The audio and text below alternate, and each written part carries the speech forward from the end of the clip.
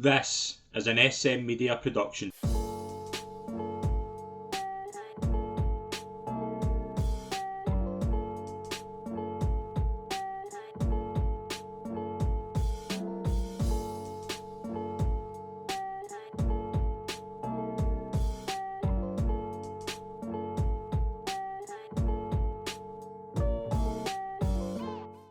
Hi folks, and welcome to the latest episode of Golftalk right here on SM Media. I'm Scott McPike. It's an absolute pleasure to be your host as always. We are now at the best major of the year. I know people say it's the Masters, but one in your own back, a major in your own back door is always good. And I always say that the Open's the best, and it's one you can watch at 6:30 in the morning. So I would say that's the best major of the year. We have got an all-star panel for this week's episode as we preview the 2023 Open Championship at Royal Liverpool. Firstly, it is a pleasure to welcome back. It's been a while since we've had him on the show, but it is always great to welcome onto the show the legend that is Alan Tait. Alan, welcome back. It's a pleasure. Thanks, Scott. Yeah, great to see you again. You're looking splendid and nice to see you. You've weathered well. I have. I feel good. I feel good. It's always great to see you, and it's always good to talk about the golf, particularly the British Open. And his first appearance on SM Media, but a man I've got to know quite well through the media world of the West of Scotland Football League. And he's a very big golf fan, as he says a lot. But it's a pleasure to welcome onto the show Ben Grant. Ben, welcome to the show, mate. Cheers, Scott. Thanks for having me. It's a pleasure. We kind of do different podcasts talking about the kind of same thing, but I've never known you were as big a golf fan as you are recently. Massive into my golf. Yeah, I played when I was kind of young, and then it was one of those ones, fell away a little bit, got a shoulder injury, got back playing, but I've always followed the sport, like the competitive side of golf. And then I think with the kind of new age of YouTube and stuff like that, I've kind of got even more immersed in it. So I'm really, really into it the last couple of years. I think we'll talk about it, I'm sure, at some point. The live golf stuff makes it a bit more interesting too. So yeah, I follow every little competition that's happening all across the world. I'm right tuned in. Yeah, absolutely. And we'll obviously get your thoughts on what's coming up this week. But we have to start, obviously, last week. We're recording this on the Monday night. Alan, we saw a fantastic finish at the Scottish Open. I really enjoyed it. Obviously, with a bit of homegrown talent with Robert McIntyre doing really well. Brilliant end to the tournament. Obviously, feel for Rob McIntyre. But firstly, I thought it was tremendous to how well Rory played just in the final holes when he was under a bit of pressure. We'll touch on Bob next, but Rory was unbelievable. I thought the last few holes to win it. Yeah, you're absolutely right, Scott. I was engrossed in it the last few holes, and I thought Rory. I think we all thought he'd done enough, and McIlroy had the par 5 16th. So he's needing two birdies. So he's needing one birdie to tie, and two birdies to obviously win, but. In no way did I think with 3 to go. At best, I thought if he birdies 16 at the par 5, he's got a chance to tie Robert. And he had a great drive down 16, Rory. He was miles down par 5, could easily reach it. Went for it in 2, pulled it a wee bit left, chipped it up to about 10 feet. And I really felt this is it. He has to hold this. If he doesn't hold this, he's done, because 17 and 18 were playing so tough. And he missed it, and I really thought that's job done. And I thought it's going to take a huge effort for Rory just to get one birdie in the last two, because 17, the par 3, although it was only playing 160, 170, because it was right, the guys couldn't get close to it. Mm-hmm. And then 18 was the hardest hole in the golf course yesterday on Sunday. I think there was only 4 birdies all day, and 2 of them, one was Robert, one was Rory. Mm-hmm. So there'd only been 2 birdies all day. And his shot at 17 was just world class. How he got it to stop as quickly as that. And again, he holds the putt when he needs to. And he's. I felt kind of sorry for Robert. Not the fact that he just lost, but, literally half an hour before, all the commentators, everybody's saying, we've just witnessed the shot of the season at 18, Robert McIntyre's wood out the rough. Fantastic shot to 4 feet for the hole. And everybody's saying that's the shot of the season. And then half an hour later, Rory comes along and possibly hits the shot of the season, his second shot, and it kind of really overshadowed Robert. And I didn't fancy Rory to make the putt in the last. He still had a tough 12-footer coming down the hill. But when he hit it, it was nowhere else. And you thought, my goodness, Robert what else could he have done? He shot 64 on the last day at Renaissance in a howling wind. The scoring was horrendous. And I mean, I heard Rory on the news tonight, and he said that 64 yesterday that Robert shot is easily one of the best rounds of golf he's ever seen in his career. And he thought 6 under, round there in those conditions, plus the fact that it's his Scottish Open, it's his home tournament, all the crowd, all the pressure. Rory was absolutely just, gushing about what he'd said, and quite rightly so. It was a huge effort from Robert, but you cannot take it away from Rory. That finish was absolutely world class. Ben, I can imagine you sitting watching it and enjoying the grandstand finish. It was really good. Again, for McIntyre, though, just the way he kind of showed up in the last round as well, the conditions were horrendous. That's obviously why it was kind of brought forward early, but just to be competing the way he did, and I thought it was a brilliant finish. I really enjoyed it. I had a few quid on Bob to win it from Thursday, and I was looking at it. I was like, I thought going into Sunday morning, I thought he's probably just too far back here to make a run. If he can hit the place money, I'll be delighted here. And then next thing we know, he's putting the balls away, and we're like, right, this has got a chance here. We've got a proper chance. And you're thinking to yourself, it's looking good. He gets to 14 under, and you're thinking, I've got some dough here coming back, and then you obviously you watch Rory, you see Rory in the first 9, and you just think, is it going to be a typical kind of Rory Sunday? I know you see a lot of the anti-Rory brigade. They always talk about him bottling on a Sunday, and you thought, is it going to be that day again? It was looking like it up to in the front 9, and then that back 9 finish was unreal. It's just 4 under in the back 9 and does the job, and that's what Rory can do. And I mean, we all know what he's capable of, and he just done exactly what we know he can do. He's obviously changed a few things in the bag as well, which has made a big difference. I think that 2-iron looks absolutely solid from adding that into the mix just on Thursday. So yeah, unbelievable from Rory, but 64 from Bob McIntyre's just. Did you not get a wee cash out, Ben, with your bet? No, unfortunately not. I got place money, so I had him and Nikolai Hogard. So JT posting bogeys a last, allow Hogard to get in the top 8. So I got a nice wee return on each way money, but not quite the big ticket on the winner, which I thought was coming in. But it was a great watch. I think you've got to say, but anyway, watch it, as you said, Scottish Open. It's one of the best. I've seen it at Dundonald, I've seen it at Loch Lomond, I've seen it at Renaissance, and it's always a great event, and it exactly lived up to expectation. Alan, my thing with Bob, the kind of most of this season is obviously he's been playing with the injuries. He's had a kind of difficult kind of couple of years, but it seems to be the priority's been the Ryder Cup, and I've always felt during the season he's needed a big performance to be even close to it, because I think there's a lot of players in the European team at the moment, like I'm thinking of like an Adrian Maronk, like a Thomas Detry, players like that, who are just at the moment a bit more consistent. They're kind of playing a lot better every single week.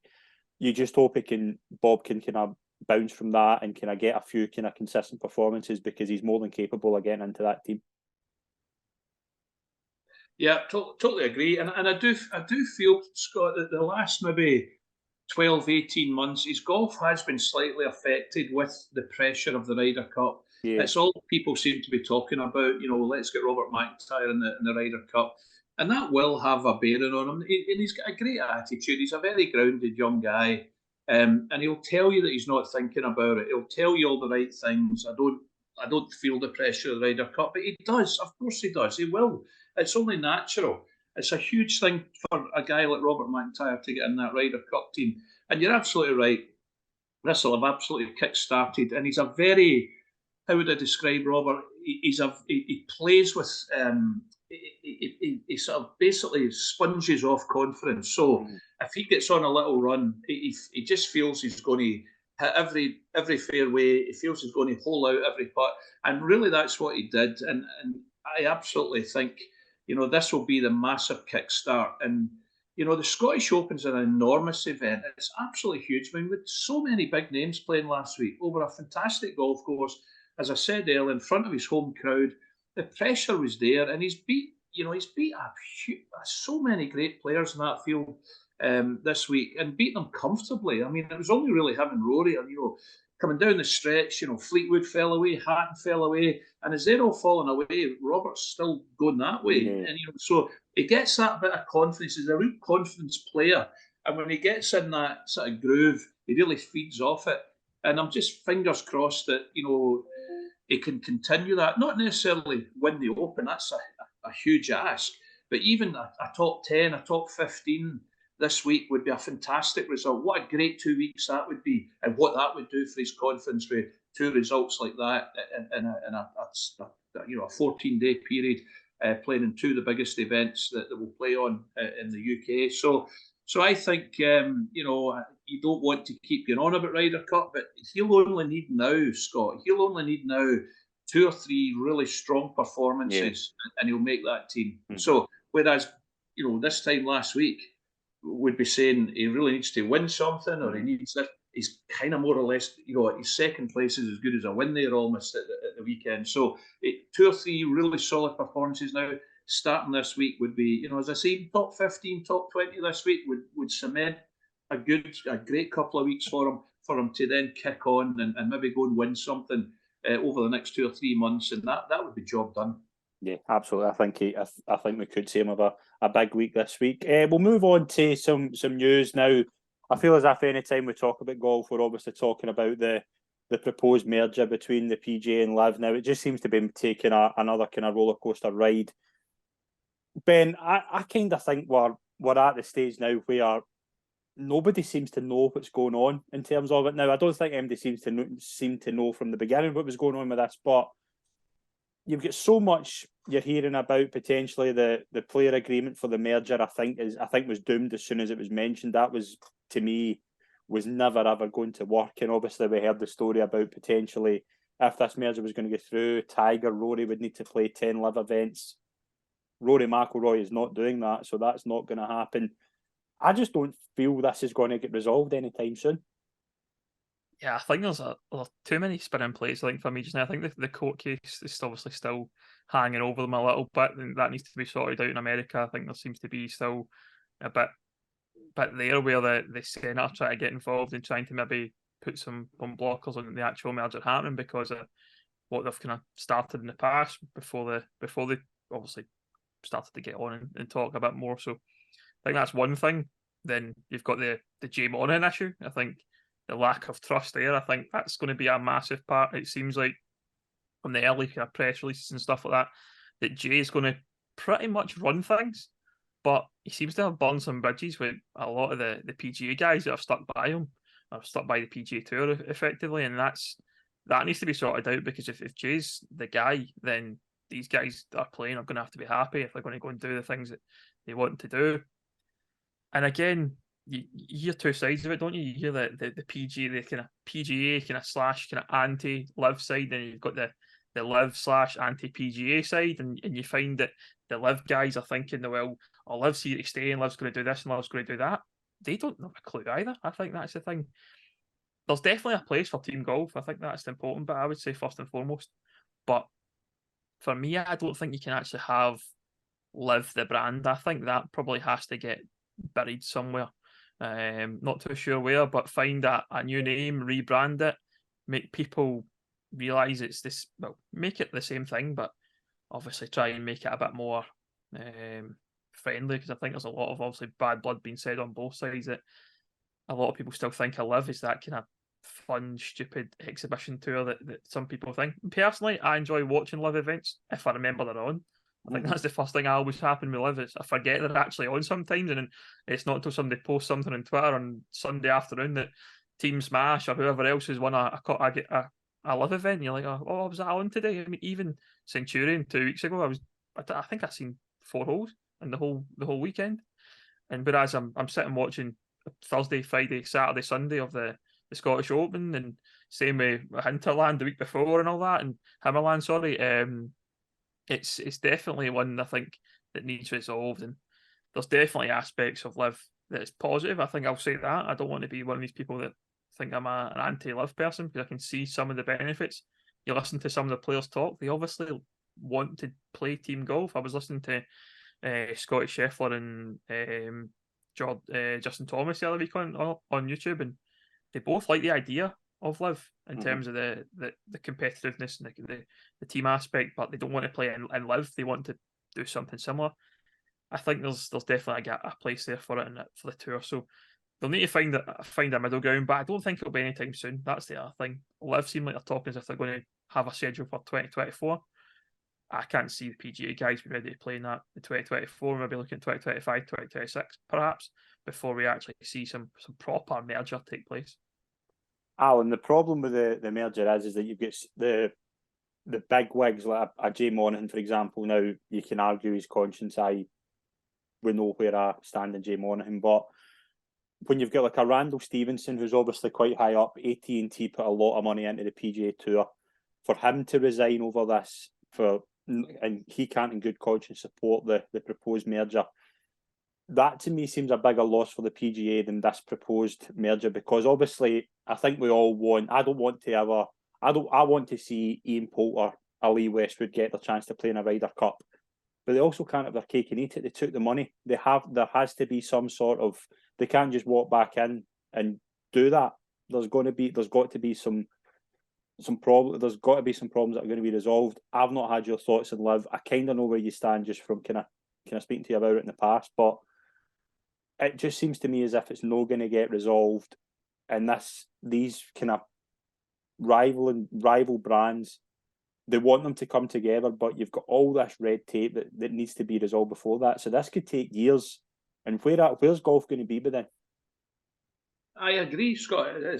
For me, it's an absolute mess. And as Ben alluded to there, it's confusing now. You know, we don't know who wants what. And you know, at least at the outset, we knew there was going to be a tour. We knew players were going to jump ship to get paid astronomical amounts of money, and it was quite clear cut: either go or you stay. But now it's you know, and Jay Monaghan's, you know, he's went full circle. You know, like you know, it's not that long ago he's sending, you know, letters out saying you're not welcome, and there'll be, you know, we'll see you in court kind of thing. And he's now come out saying, well, it's for the good of the game that we work together. And so behind the scenes, I would love to be a fly in the wall behind the scenes. I mean, I'm not against it, but Ben, I can look you in the eye, Chappie, and tell you I have yet to see one shot being hit in live golf, and it's not, and that I'm a bit like you, Ben. I'm not a live hater. One, believe it or not, guys, I don't watch an awful lot of golf. Full stop. Right? I'll hardly miss a shot in the Masters. I'll watch a lot of the golf of the Open. I'll never miss the Ryder Cup, and I'll tune into the odd US Open, USPGA. But I'm not interested in watching a lot of golf. One, I don't have the time. Two, I find it quite boring with the speed of play. And three, I don't know a lot of the names, and I can't get excited about it. So it's not, I'm not watching live because I'm against it. And by the way, I don't know where to find it either. I know it's not the telly. And I could go in and folk have said, oh, you go and stream it, or you go on YouTube, whatever. I'm not going to go on with YouTube and watch, you know, I would rather sit, you know, watch it on the nice telly and blah, blah, blah. But it just doesn't tick many boxes for me. However, it's here to stay, you know, for the foreseeable. And you're right, they have to find a way, and I don't know what that way is. I would love to jump and look into a crystal ball and see where golf's going to be in 3 years, 5 years, 10 years from now, and what players are playing where, and what resolution, if ever one comes of this. But you just wonder how long this money can last, you know, how these astronomical sums, and then do sponsors get involved, or did they just leave Liv in Saudi to come up with their own financials? I just don't know where it's. I'm confused. I must admit, I don't. As I say, I'm not anti-Liv. I did like it when it first came out, and I was like you, Scott. All these guys jumping ship, and now they're wanting back in, and I really did feel for Rory. I really felt for him when you know, fair play to him, and I thought Rory was mature the whole way. He didn't, you know, he was very articulate the way he spoke about Liv. You could see he was rattled with it. You could see he didn't like it. You could see he was quite stressed for the whole situation. And for him to put his neck in the line, come out publicly and be so outspoken against it, and and saying, even saying, it's a bit frosty in the changing rooms at the tournaments between Liv players, and that just for me wasn't healthy. And then they come out and say, and Rory must have thought, why did I waste my time for the last year? Sleepless nights, almost falling out with people, being so vocal about this, and now I'm back to square one, and we're all. I mean, I did feel for him. I did really feel for him. So it is. Listen, guys, we could talk about it all night and not get anywhere because we don't know, and it is, as Ben said right at the start, it's very confusing, and we don't know where it's going. We don't know where it's going, and I think the good thing is this week is that I don't think it's going to, for the first time in a while, I don't think it's going to overshadow what's going on. We've not really heard much of it. It's not been dominating the headlines like it was. I think Just Stop Oil might take advantage of that, which we'll maybe talk about later on. But yeah, I mean, it's one of those things, but it's going to just drag on and drag on. But again, I'm the sort of person we live right now. I did watch a bit of the Centurion. And it was very, for example, last week we had an exciting finisher, a Bob McIntyre doing really well when we know what his ambitions are. Centurion, did you have that? Valderrama, great courses that I love watching, but just I don't have that excitement with Liv like I do the Scottish Open, what we'll see this week. But it's something that we'll imagine we'll be talking about for eternity right now. But we do have a major championship, and it's always, to me, the main Open Championship. It's the middle of July. It's something to get excited about. The Open tees off on Thursday at Royal Liverpool. Ben, it's going to be an interesting week. Obviously, it's one of the hardest courses in the Open Rota. Royal Liverpool only been played twice since 2006, and I always think there's a reason for that. It's a very hard course. It's been a completely transformed course. There's going to be a lot. It's a lot longer than it was in the past. The last two winners of this, when it's been here, are Tiger Woods and Rory McIlroy. That tells you everything you need to know about it. But it's going to be a fascinating week, and I think the course is certainly a tough test. No, absolutely. I think you see it with the changes that are made. You look at the par fives are over 600 yards now in an Open. That's for one for the big hitters. The guys like Rory, that'll shoot them down to the ground. I think this new 17th obviously going to be a total game changer as well, which again the guys have played it before. You talk about Rory having obviously won it there in the past. He'll come into it maybe totally different. He's not played it yet. I think he spoke briefly last night about he's not been out yet since the changes, so he's gone into this pretty cold, and how that'll suit him I'm not too sure. It seemed to do okay at LAGC earlier in the year, so maybe that'll be a good thing for him. And I think the guys that are out there practicing now will be finding out a lot about the course itself. Alan, I think you need so much to win it. Hoylake, especially, probably more than any other course. I think you obviously, famously in 2006, Tiger hardly used his driver and just relied on his long irons. And I think it's going to be something similar. Obviously, we've got long par fives, as Ben says. Rory will find a completely different course to what he won on in 2014. It's going to be so much different. Yeah, I think as well, Scott. I think the difference in 2006 when Tiger won, I mean, it was absolutely scorched, that golf course. Yeah, that's right. Yeah. I mean, it was like hitting it down a 10-pin bowling alley. I mean, it was bouncing everywhere. It was solid. It was brown. It was a completely different course, and we had that good spell of weather in the UK, about 3-4 weeks ago, and I thought, oh, this could be interesting. But it's been colder, it's been wetter, it's been damper. So the biggest difference is here, the way Tiger played it in 2006. There's no way you'll be able to get round there hitting 2-iron off the tee every hole this time around. So you will have to hit driver, you will have to hit 3-wood, whereas in 2006 these holes Tiger would be hitting 3-iron, 4-iron, 2-iron, keeping it in place, strategically placing it on the golf course, avoiding all these bunkers. And he was able to do that, controlling the ball on that hard pan golf course. He just nudged it down, almost playing like long pitch and run shots from the tee almost. It was quite incredible to watch. But it's going to be different. And again, I've looked at the forecast this week. Again, it's not to be that hot. I think the the course will be playing softer than it normally plays. It is going to be playing longer. So yeah, I think the changes do certainly play into the bigger hitters, of out there. But again, a little bit of wind and it tricks up, and I always, guys like, I know I'm older than you guys. I don't want to hark back here but guys like Faldo, Langer, Alasabal, who were never great long hitters of the ball. Mm-hmm. But see them, and I know Langer never won an Open, but he was always there or thereabouts. He was always top 5, top 6. Faldo was the master, and they weren't the longest. Winning the Open's all about strategically placing your way around that golf course. Completely different from a US Open or a PGA, where it's just mince it as hard as you can and stay out the rough.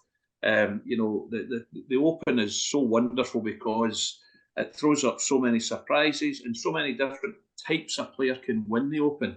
And I think that's the beauty of it and the mystique of it, because depending on what way the wind's going, or if it is a bit bumpy, or that week, you just get so many bad bounces, and the other player gets so many good bounces. There's a fair bit of luck in winning the Open as well. You've got to be getting the right bounces, not plugging in the bunkers, not getting stuck under a face and taking 3 to get out a bunker, which is easy to do. You'd never see that at Augusta, or anything like that. This is a unique championship. So as you said earlier, it favours the bigger hitters. But again, for me, winning the Open, it's all about the strategy and strategically playing around, like Jordan Spieth did fantastically well. I mean, when Jordan Spieth won, he didn't play great, but when he got himself into trouble, he knew where to go next, and he knew how to keep it to a minimum. Same as Paul Lawrie when he won at Carnoustie.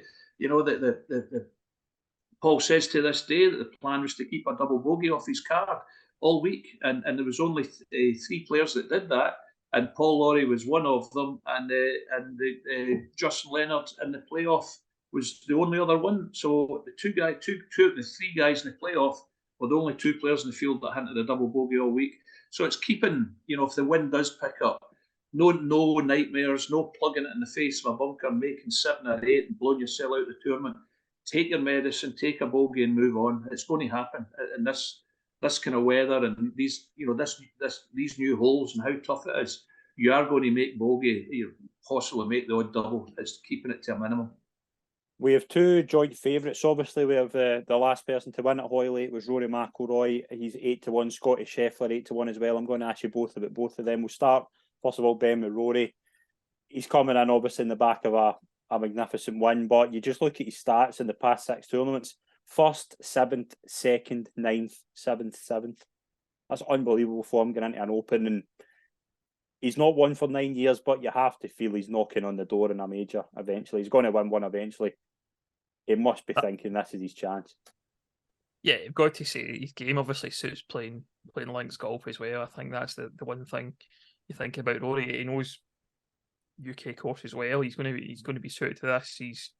It's going to feel like home. He's going to have the whole crowd behind him on at the weekend, and I think maybe you find that if he goes to America, he still has support, but he's going to have that bigger crowd. Everyone's going to be telling him to see Rory McIlroy this weekend. There'll not be another player. It's not like Tiger. If Tiger was there, probably a different story, but you'll find that you'll have the crowd.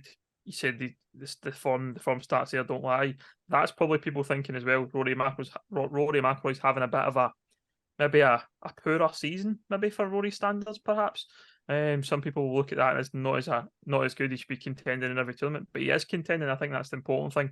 And he's, as they say, I'm not really a massive fan of the phrase, but he's trending, as they would say in the golf world, and definitely feel that he's got that in him. And I don't see why.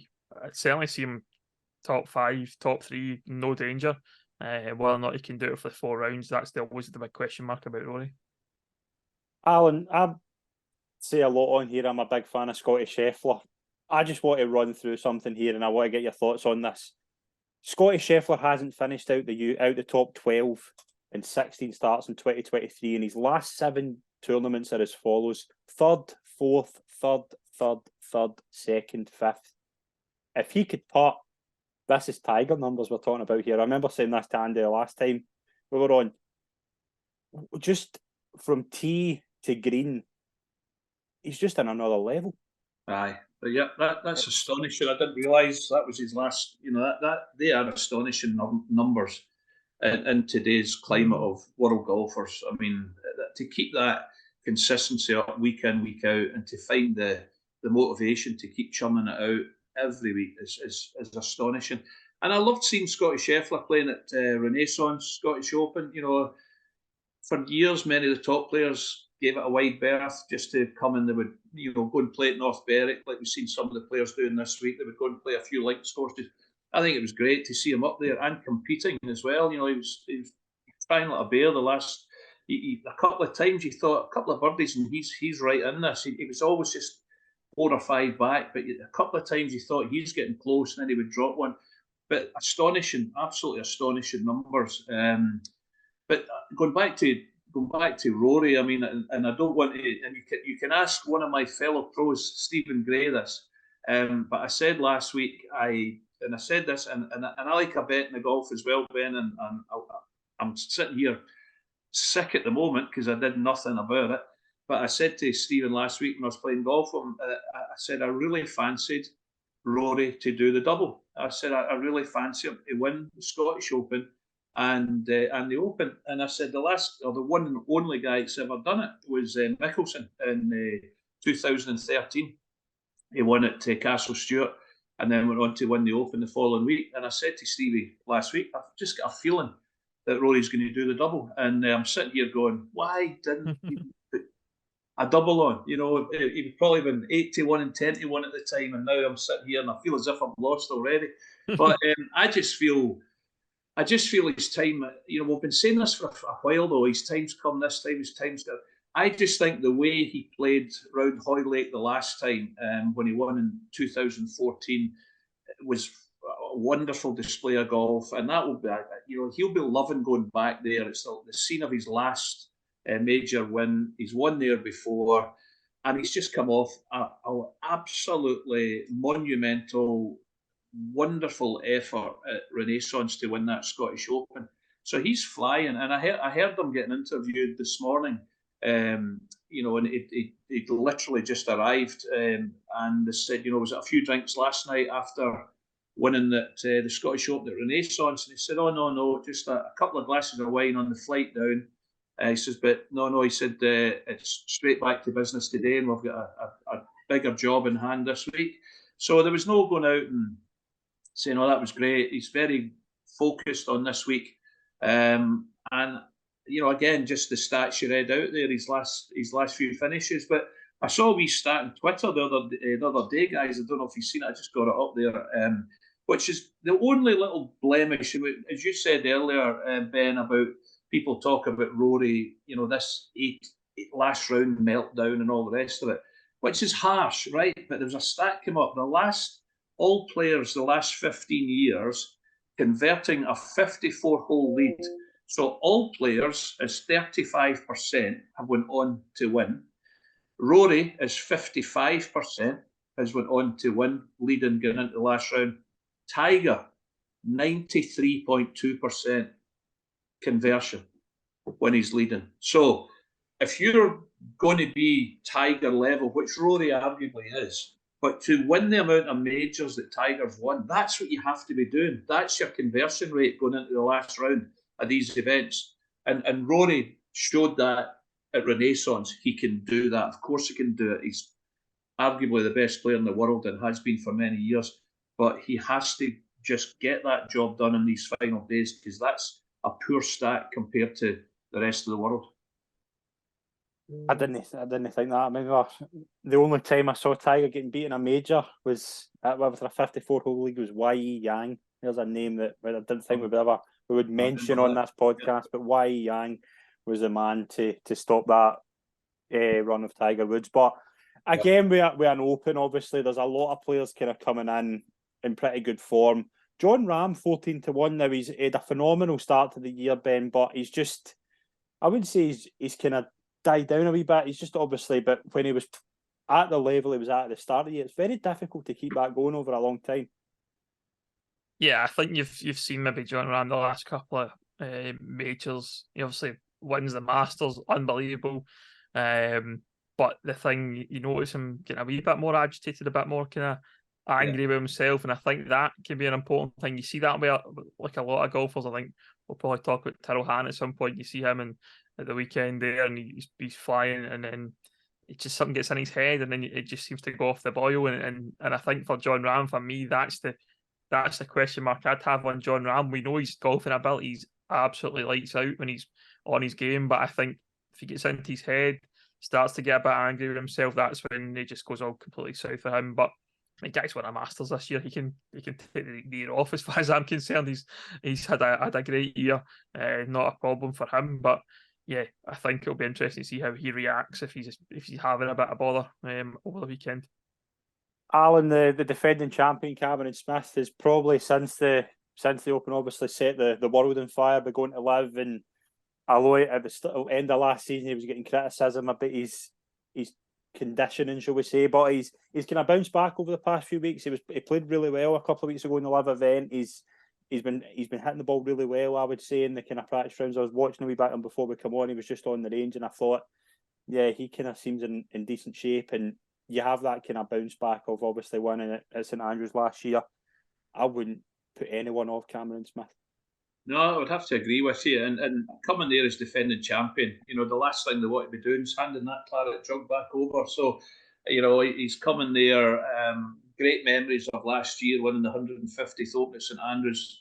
That'll be the biggest thing he'll ever win in his career, given the milestone of it being the 150th at the Old Course. So he loves links golf. Absolutely loved it. You could see that last year. He just loved playing links golf. He said that even before last year when he won. He's been loving coming to the UK for many years and playing all the links courses. So yeah, I agree with you, Scott. I think he's just peaking at a nice time. He's probably just moved into sort of third gear. As you say, he's been sort of a little bit quieter, but he's just moving up the gears a little bit. And he'll be very relaxed this week. He'll love the attention and the adulation of being the reigning Open champion, and until Sunday comes, he will still have that title. So he would be wanting to give it up lightly. And if he, we've seen what he done with the putting last year. If he gets that putter going again, wow, just look out, because that was breathtaking last year. Yeah, absolutely was. There's a lot of golfers as well coming back into a bit of form after maybe a time in the wilderness. One of them is obviously somebody I really like going into this week, and I've liked for a while, and he's arguably his best year was around when it was at last at Hoylake. It was 2014, was Ricky Fowler. Yeah. Ben, I think Fowler's coming into this in really good form. We'll get into our predictions later on. Ricky Fowler's up there at the top for me. Got to be. He's got that form of Hoylake we've talked about. He's second at Rory in 2014. He knows the course well. He'll be fine. We obviously seen him. He was nearly losing his card at one point, and he's walked back to get that to where he is now. And the form he's been in the last 6-12 weeks has been unreal. And it's good to see him back, I think, first and foremost, because I think there was a lot for me. Ricky Fowler, probably one of my favourite golfers in terms of when I got back playing. I loved how he wore like the Puma gear, and I played Cobra irons. He plays Cobra clubs, man. All that kind of stuff really got me into Ricky Fowler, and I just hope he could do it. He's one player that I think I'd love to see him win it. I would just love to see him get that major, because he's always the guy that everyone talks about. Oh, he's not won a major. Alan talked about Bernard Langer earlier on. That's a tag that will go around with Bernard Langer forevermore. I don't want that to happen for Ricky Fowler. I want him to be known as a major champion. So I think he's got it in him. Absolutely do. No doubt about that. Well, Langer won a major, Ben. He didn't win the Open. But the Open, sorry. That's what he won the Masters. But I agree with you, Ben. And Ricky Fowler's such a popular character. He's such a pleasant wee guy. He's great with the fans. He's great with the kids. Very gracious, very down to earth. I agree with you. Great to see him back, and he would be what a popular winner he would be. Alan, another popular winner I think this week, not because he stays about quarter an hour from Royal Liverpool's Tommy Fleetwood. He's another one just kind of slowly. He's maybe been kind of up and down the past couple of years, but now you're just seeing a wee kind of resurgence in him and can into a week where he could be. It's so close to home. He's another one who could just be right up there. Tommy Fleetwood for me, guys, he's probably in my Probably in my top three just now, who of the modern era, best player never to have won a major. He's probably up there in my top two, top three, undoubtedly. And he's just always there or thereabouts. He never seems to go away. And he's one of these guys that you never really kind of hear about on Thursday. You never really hear about on Friday. He's just kind of there or thereabouts. And then all of a sudden, somewhere over the weekend, bang, he'll go on a run. He'll go out in the turn Saturday out in 30 or 5 under, and all of a sudden his name appears in the leaderboard, and you think, where did he come from? We've hardly seen him, we've hardly given him a mention. And I just think he's just great how he goes about his business. And as you said, he lives, minutes away from, and he'll have a huge following down there, a huge following, a lot of family, friends, and he's a popular character. Again, he's we're really proud to have him, and a huge Ryder Cup star, and he's again a very down to earth guy. So I fully expect Fleetwood to be there or thereabouts. Will he win it? That might be just a step too far, but again, wouldn't be surprised if it's a top 4, top 5 finish for Fleetwood. Love to see it.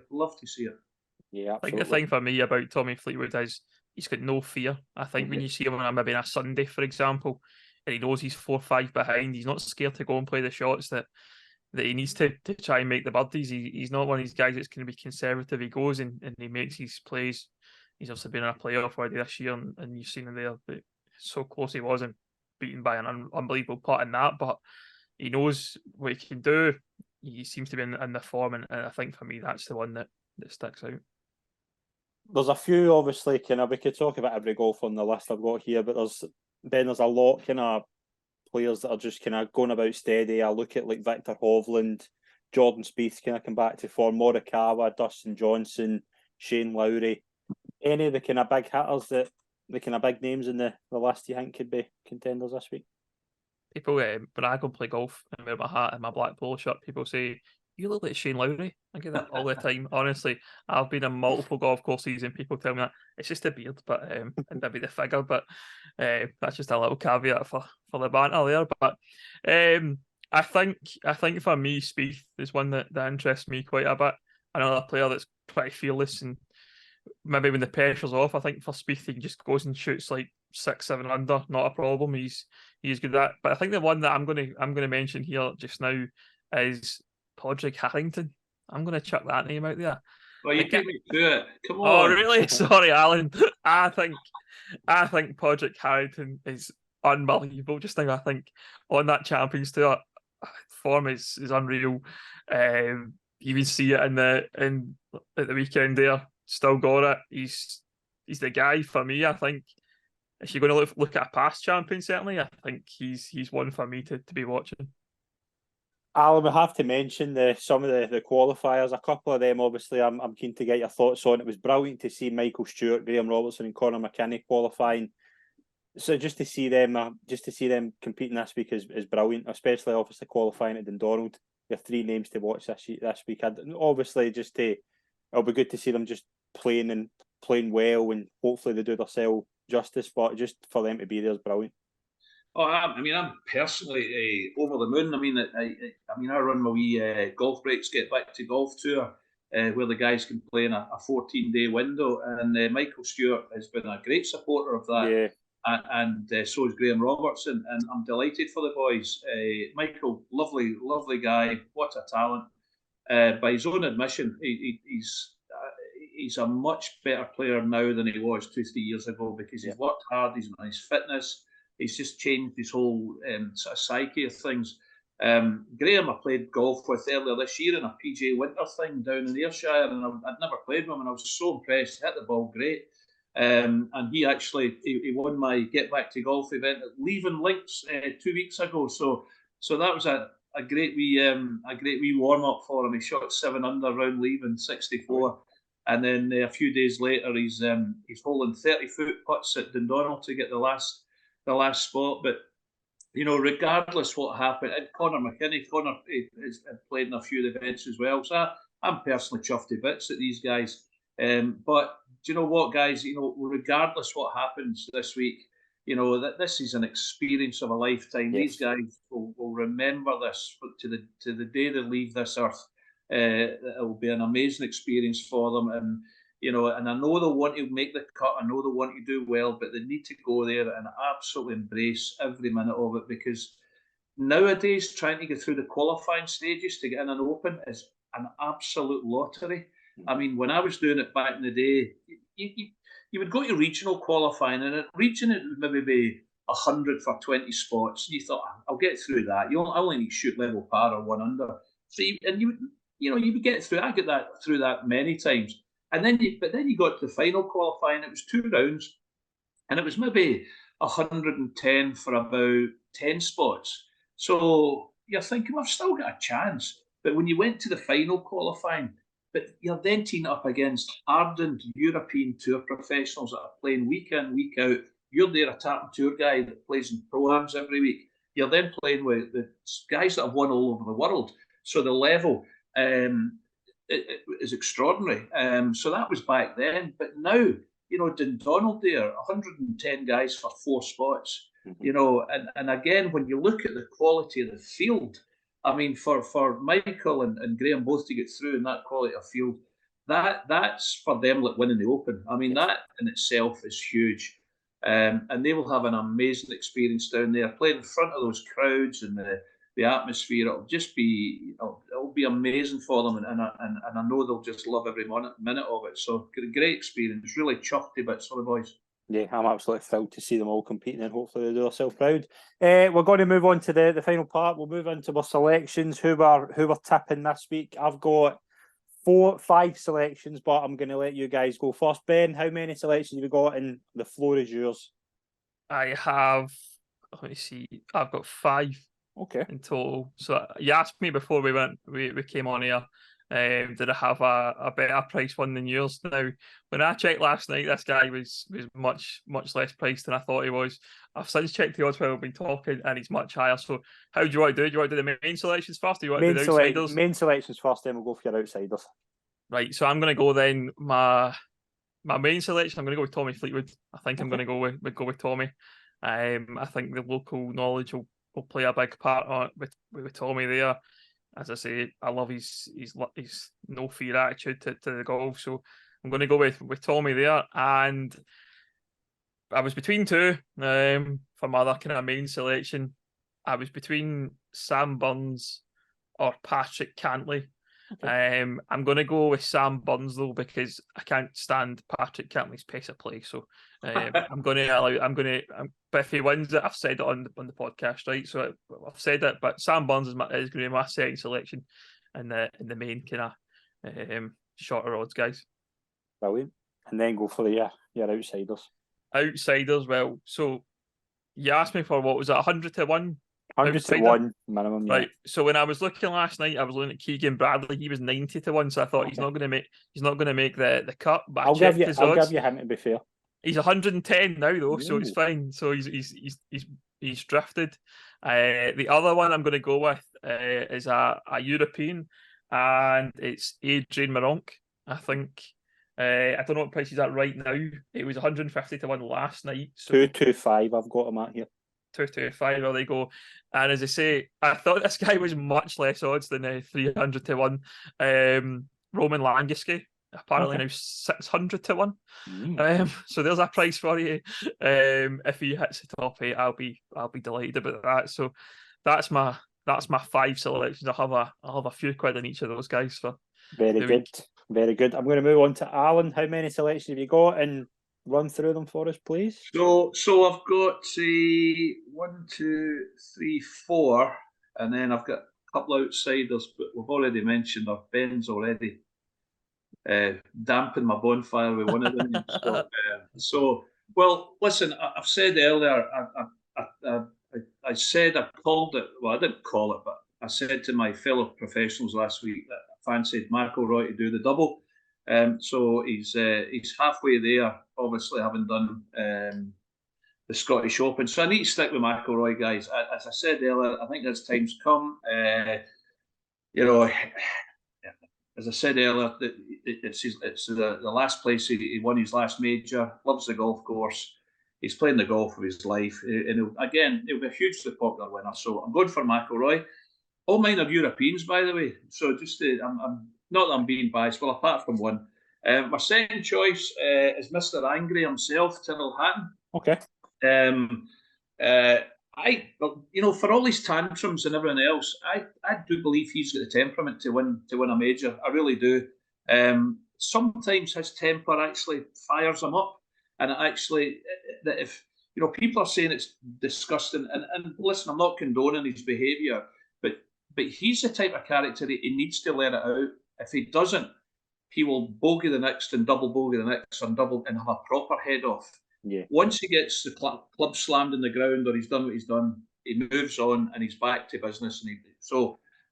And I think he's a wonderful, exciting golfer to watch. So Hatton's my second choice. He's also a really nice guy, Tyrrell Hatton. I'm going to check him out there. I met him before. I did some work at Dundonald Links at the Scottish Open, and then went out for dinner on the Friday night, and he was in Scots and Troon having his dinner with his team, and he bought me a pint. So basically, good guy as far as I'm concerned. Well, anybody buys me a pint, they're my pal. So it was awkward. I don't drink, so he'd sent over to my table because I'd met him earlier on in the day, and it was like, cheers, Tyrrell. Got my mate to drink it basically instead of me.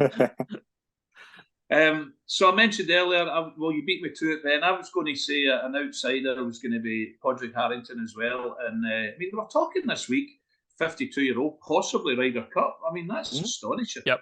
And again, he's won a couple of Opens. He knows how to. Again, he doesn't get the fear. He still believes he can win, and he's so mentally strong. He really is. But here's my real. You're probably going to laugh at me, right? But it wouldn't surprise me if Mr. Phil Mickelson rolled back the years and got a top. Actually, down in my head, actually. A top 5 or a top 6 finish. Again, he loves links golf. As I said earlier, he won back-to-back Scottish Open and Open Championship in 2013. And he loves coming to the UK. Again, he's still hugely popular, despite all the live stuff. The fans love him. And if he gets off to a good start, if he can shoot maybe 1 or 2 under or, first day and gets into, he's got all the shots. He's a fantastic shot maker and he loves that. And he loves being the showman. He likes being in tight positions and, behind the black ball. He loves all that. So I think if Mickelson get off to a good start, don't be surprised to see him, maybe a top 10, as Ben said, if you're maybe getting each way, top 8 or something like that. You'll get a big price now. I just looked there. He's 125 to 1, but I bet you'll get him 150 elsewhere, maybe 175 to 1, stuff like that. So wouldn't surprise me if old Lefty is there or thereabouts come Sunday, just for a total random one. Yeah, no, I can see that. I can see that angle. I've got 5. My first 3 are under 25 to 1, so I'm going very close to the top of the betting. But with you and Rory, I've just had Rory in my head for this all year. I remember last year saying to him, sitting watching at St Andrews with my dad, and he said, where's it at next year? I said, Hoylake. And we both said, yeah, he's going to have a bit of a revenge on his mind. So from the year, I backed him last year for this. I think he's in a really good position and form's on his side as well. And thinking of somebody who's been just really steady this year, and he's probably challenged, probably gone under the radar. I think this week he's about 20 to 1. Victor Hovland, he's ready to win a major. Very, very close to the PGA. Thought he was magnificent. Went and won a couple of weeks after that. Just going about his business quite steady. Looked very solid last week at the Scottish Open. Kind of drifted away, but he was in a good position for a bit the first couple of days.